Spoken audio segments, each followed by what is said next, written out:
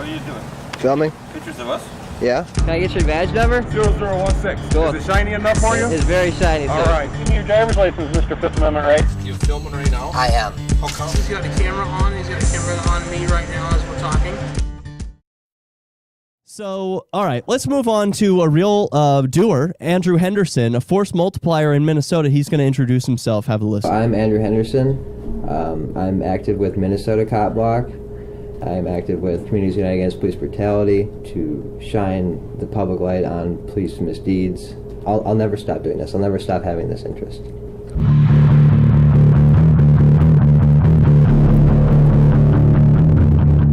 I got involved with these ideas when I lived in the north end of St. Paul. I saw an incident of police brutality outside my home where a gentleman was pepper sprayed in the face and then kicked in the chest by the police. And as he was being put in the patrol car, they emptied a can of pepper spray into his ear.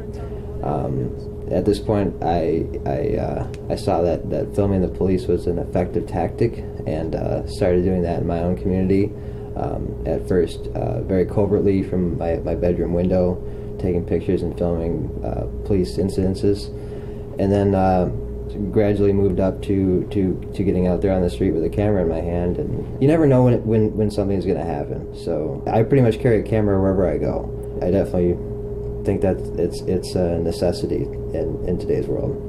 If you think back to the Rodney King video, to have a video camera at that time, you had to have a lot of money. They were expensive, they were big, people couldn't carry them around, and now we all do.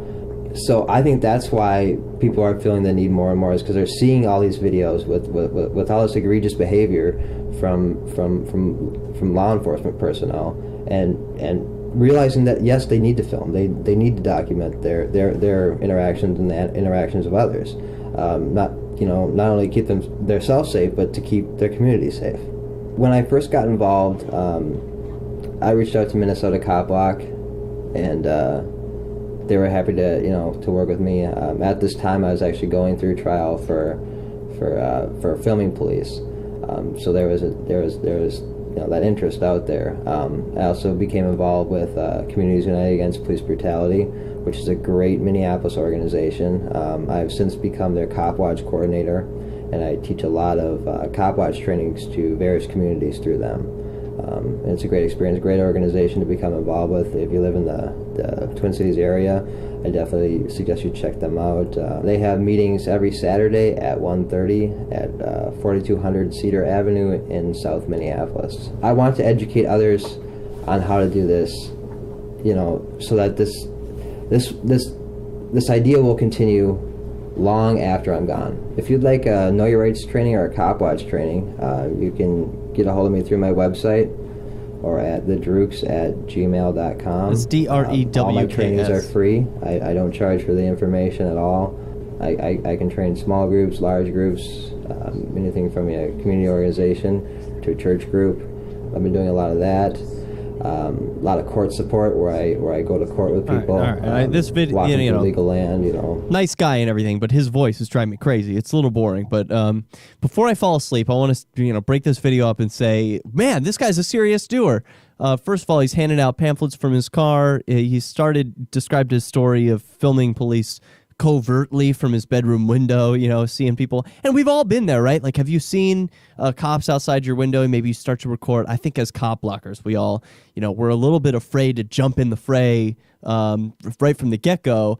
Going near a police officer, anytime you're in their vicinity, it can be, a little bit heart-pounding situation. So this guy, he kept his distance, then he felt gradually a little more comfortable getting closer, and he brought a camera around with him everywhere, which, some of us remember that a couple of years ago, that meant carrying an actual camcorder around with you. I've still got mine. I was using it in court yesterday for the Uber Grandma trial. Maybe if there's time, I'll share with that, how that went with you. But yeah, so this guy's a serious doer, and not only that, he's giving free training courses. So if you're interested in anything he does, thedrukes.com is his website, and then everything else is Twitter, Facebook is all the Drukes, DREWKS, which I have no idea what that is, but let's hear more from him. Maybe he'll explain. Help him get a public defender, be there for moral support Recently, I bought a former squad car, black and white, and I have the back covered in stickers for people, to It's got like look up BipCot things stickers like on it. CopBlock.org, jury nullification sticker, antiwar.com. Holy cow. Okay, I'm going to do a freeze frame on the back of his police cruiser. So if you could picture, it's one of those old classic black and whites like Andy Griffith would be driving around. And it's got a Cell 411 sticker, what's it say? Caution police state, no victim, no crime, BipCot no gov license. A thin blue line sticker that says, remember your oath. Of course, LRN.FM. Oh, yeah. Ooh, okay. And then obedience is not patriotism, antiwar.com. Don't vote. It only encourages them. And one that's a little more difficult to read. You've just begun reading about jury nullification. Very nice. So those stickers and more all on the back of a police cruiser. You got to be like, wait a minute, is this the Dare Mobile or like what's going on here? I think I have a We Cop Watch sticker on there, a Cell 411 sticker. I use this as primarily an outreach vehicle. I have the center console filled with different flyers for things like jury nullification, don't take the plea, know your rights. When I see someone and they ask about the car, I can load them up with information. The more you can expand your mind with different ideas, I think the more effective your tactics get, and the more easy they become to you to adapt new tactics on the spot. So, yeah, this is great stuff. The propaganda is huge. I mean, if you're not someone who wants to engage with law enforcers, I get that. There's danger involved. But if you want to make a difference in your community, handing out information that people don't have access to otherwise and putting it in their hands is life-changing. So especially in the right moment, like I was at court, as I said earlier this week, for Uber Grandma's trial, and friend and fellow cop blocker Ian Freeman brought Don't Take the Plea Deal flyers so that people had something to read while they were in court, considering whether or not likely they were going to take a plea deal. Which, of course, is almost always a very bad deal and is always available to you up until the very last second. So really weigh and consider your options. You might just be entitled to a jury trial and then go free.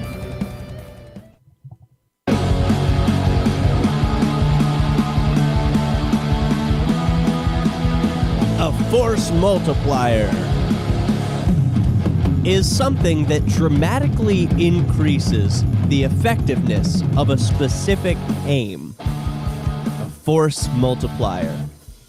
Often used to describe a new weapon or a bit of actionable intel in military theater. In this case, the Force Multiplier is Andrew the Drooks Henderson, and his aim is police accountability and personal liberty. After witnessing the rights violation of another person at the hands of St. Paul police employees, Henderson realized the importance of filming. Not satisfied with utilizing that tactic himself, he has actively shared it with hundreds through the Twin Cities. Through Know Your Rights and CopBlock workshops, literature outreach, and court support, Andrew Henderson has undoubtedly had a positive impact in the Twin Cities. In this video, he recounts some of his experiences, details, and his personal motivations, and gives a message to current police employees. And let's just return to that video. I won't interrupt him anymore and let him finish what he's got to say. Here he is. Get yourself as much knowledge as you can. My most influential, of course, is CopBlock.org. I spent hours on that website when I was, just getting started out. Watched as many videos as I could. Photography is Not a Crime, We Cop Watch. Those are the main ones that influenced me. Different podcast series are great too, such as Ben Stone's Beyond Civil Disobedience series. That is probably one of my most influential podcasts I've ever heard. Freedom Fiends is another great resource. Good podcast, lots of information, varying topics. Anything on Free Talk Live is great. And I think that mainstream media gets most of their ideas from these sites like CopBlock or Photography is Not a Crime, or the Free Thought Project, stuff like that, and pick up on it that way. I see the growth of police accountability moving at an exponential rate right now. I really do, and it's amazing. I can remember, 5 years ago when I started, filming police and having interest in this, it was a very taboo subject. Nobody wanted to discuss it. People thought you just hated cops, and people generally did not understand it. And today everybody's doing it. Everybody knows about it. Everybody has an interest in it, and I'm very, very happy to see that. The first time that you go filming, it's going to be scary. It's going to be hard. I remember looking back at my first video. My hand was shaking. It was with my cell phone, and the entire video was just shaking because I was that nervous. I had that much adrenaline rushing through me. Filming police, it's not something most people do every day, so it can be a little intimidating for most and scary. But I promise it gets easier. Every time you do it, it'll get easier and easier, and it'll become more of a normalcy. You'll just know what to do. You won't be scared. You'll be there for the community. You'll be there for the person getting accosted by a man in a costume with a badge, and you will create change. You will make that incident better by just being there with that camera. Having that independent witness going on. There's a lot of tactics today that I wish I would have used 4 years ago when I had my camera taken away.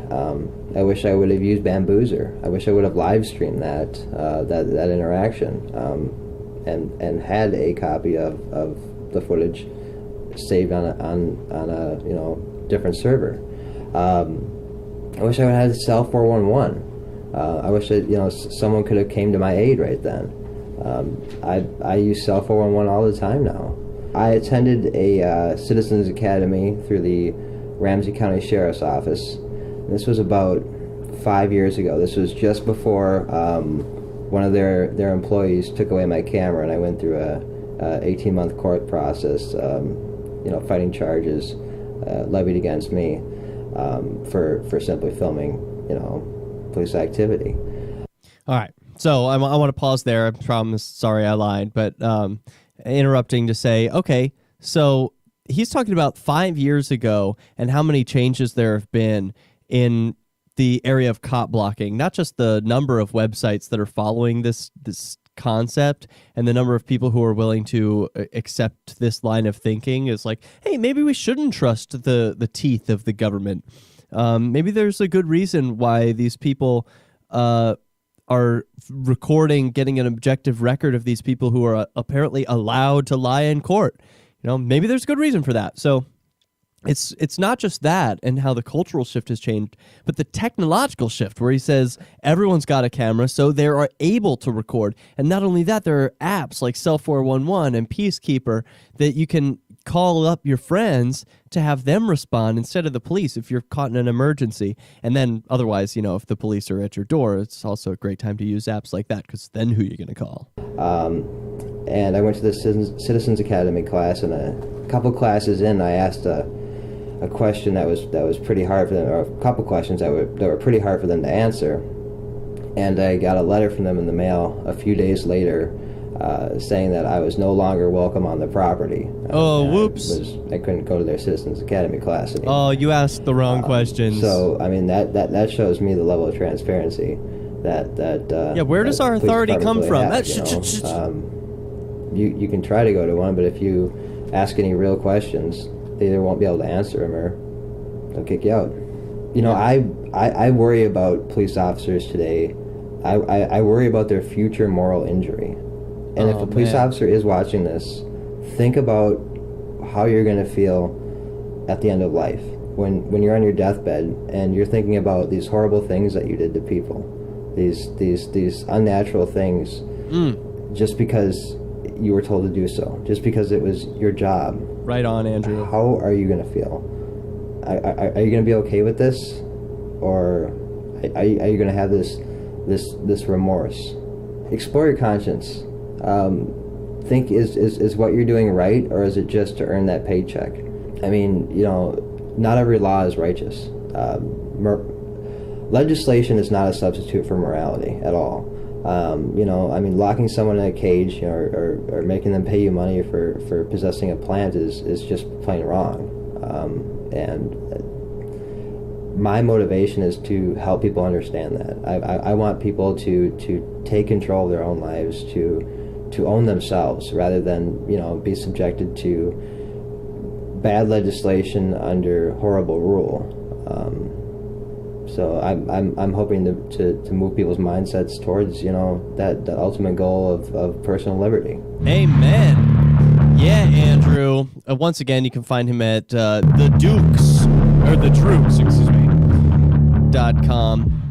And basic Facebook, Twitter, YouTube. Andrew Henderson's the name. And yeah, man, great point to bring that moral appeal to current law enforcers for their future moral injury, is how he put that. Think about when you're on your deathbed and you're looking back at all the things you did in your life. Are you going to feel proud? Did you do what's right? And I love that he makes that distinction, that it's about morality. It's about right and wrong.